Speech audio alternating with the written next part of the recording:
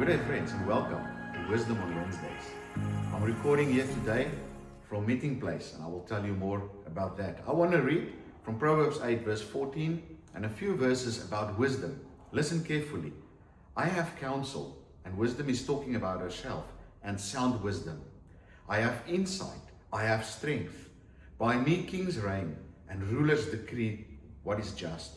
By me princes rule, and nobles, all who govern justly. I love those who love me, and those who seek me diligently find me.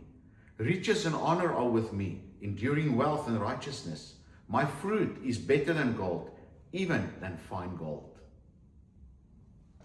So from the 1st of September, we will be opening Meeting Place as a coffee shop for business. Now, if a client comes to us and say, give me a coffee, and I go like this, and I say, there is your coffee, you can have the beans, do you think they'll be happy? No, of course not. And that's the same with wisdom. Wisdom is not something that must just be something we read about or think about.